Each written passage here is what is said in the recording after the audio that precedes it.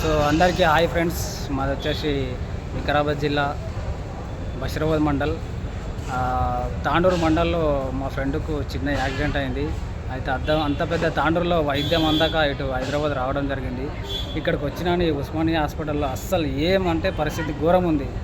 వైద్యం లేదు, సరైన సిబ్బంది లేదు, ఇక్కడ డాక్టర్స్ కూడా అవైలబుల్ లేరు. ఇక్కడ పరిసరాలు అయితే మరి ఘోరాతి ఘోరంగా ఉంది. ఎంత అధ్వానం అంటే ఇంతకుముందు టీఆర్ఎస్ ప్రభుత్వం ఉన్నప్పుడు కూడా అదే పరిస్థితి హాస్పిటల్ది. ఇప్పుడు కాంగ్రెస్ ప్రభుత్వం ప్రజాపాలన అంటారు, కానీ ఇప్పుడు కూడా హాస్పిటల్ పరిస్థితి అదే ఉంది. ఈ ప్రభుత్వాలు మారినా కానీ ఈ విద్యా వైద్యం ఒక ఏంటిది ఈ సిచ్యువేషన్ అయితే మారడం లేదు. దీనిపైన ఈ స్థానిక ప్రభుత్వాలు చర్యలు తీసుకోవాలని, ప్రజా సంఘాలు కూడా కొంచెం మీ విలువైన గల్లాన్ని ఇప్పాలని నేను చాలా విన్నవించుకుంటున్నా. Good afternoon friends. ఇది ఇక్కడ ఉన్న పరిస్థితి అయితే ఇది ఒకసారి కట్టుపెట్టి పరిస్థితి మరీ దారుణంగా ఉంది. ఎందుకంటే బయట అసలు బెడ్లు లేని పరిస్థితి ఉంది. పేషెంట్లను బయటకు తీసుకోవండి అది ఇది అని చెప్తుంటూ పొద్దుగాలు వచ్చినాము. ఇక్కడ వచ్చి అడ్మిషన్ అయితే చేసిన తర్వాత కిందికి మీదకి కిందికి తిప్పుతుండ్రు. లాస్ట్కి అయితే అడ్మిషన్ చేసిన తర్వాత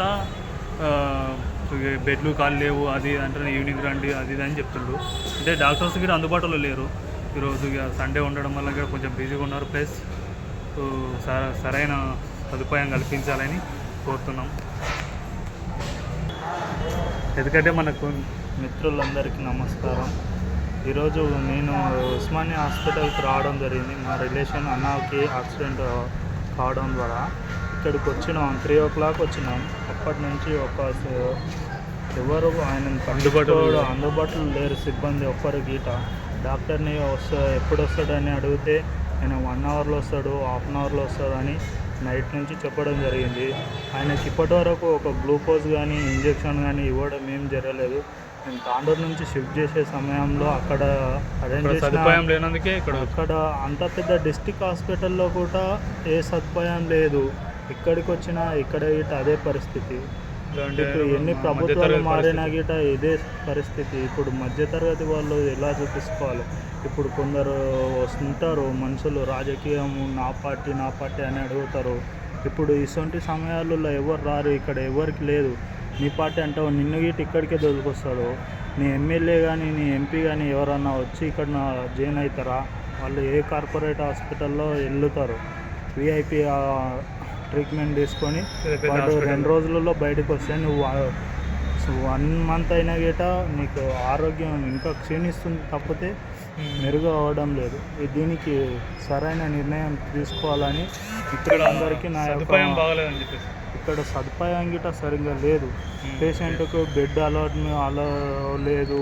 పేషెంట్స్ ఎక్కువ వస్తే ఉన్న పేషెంట్ని తీసుకెళ్ళిపో, ఆయనకు ట్రీట్మెంట్ ఏంది, ప్రాపర్ ట్రీట్మెంట్ లేనిది తీసుకెళ్ళిపోండి, 24 hours అబ్జర్వేషన్ గిట లేకుండా తీసుకెళ్ళిపోండి అని చెప్పడం జరుగుతుంది ఇక్కడ సిబ్బంది.